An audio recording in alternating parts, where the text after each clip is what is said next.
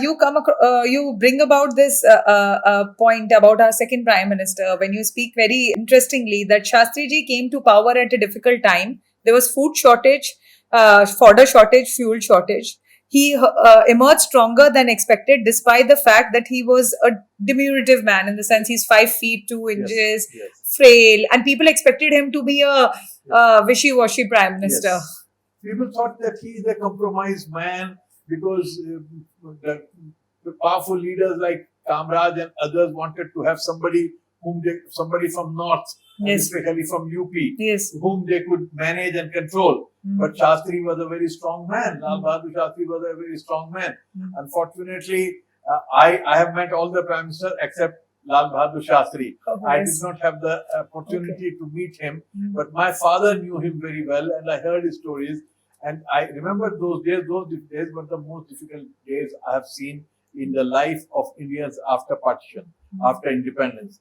There was shortage of food. I remember as a child, I used to stand in queues for hours and hours to get just a kg of sugar or atta.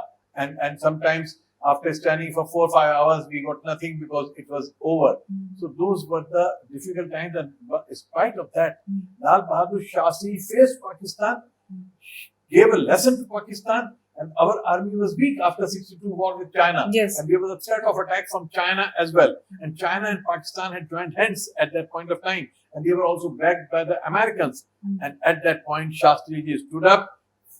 The Pakistanis thought, Ayub Khan thought that by Operation Gibraltar, they'll be able to occupy Kashmir in no time and the people of Kashmir will stand with them. But I salute the people of Kashmir, they did not stand with them. And as a result, Shastri ji was able to open a new front in the Punjab sector and move into and Rajasthan sector and move in towards Lahore.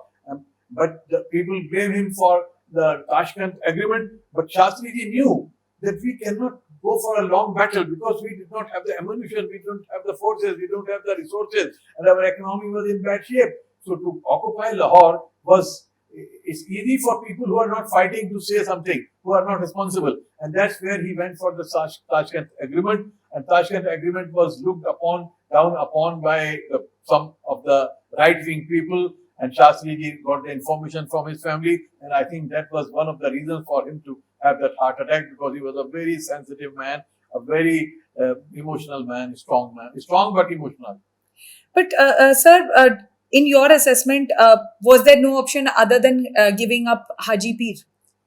No, I have not gone into the details of which sector to leave, which sector not to leave. Depends on a particular point of negotiation agreement. Something you give, some things they give. Yes, sir. And that is how things work. So whenever you go into a negotiation and Shastri ji realize that if you do not do this agreement with them with the help of the Soviet Union, then the Chinese and the Americans, because they had already joined hands. Kissinger had gone to meet Mao Zedong and the Chinese leadership. So if they do not, it does not go for an agreement with the help of Soviet Union, then India will be in a very difficult situation. So it's very easy to say he should not have given this, given that, but he has to look at the complete picture. People like us, we just look at one aspect. अगर हम उसको देखते हैं घोड़े की दुम पकड़ के हम कहते हैं कि हाथी के कान पकड़ के हम कहते हैं कि पंखे हैं,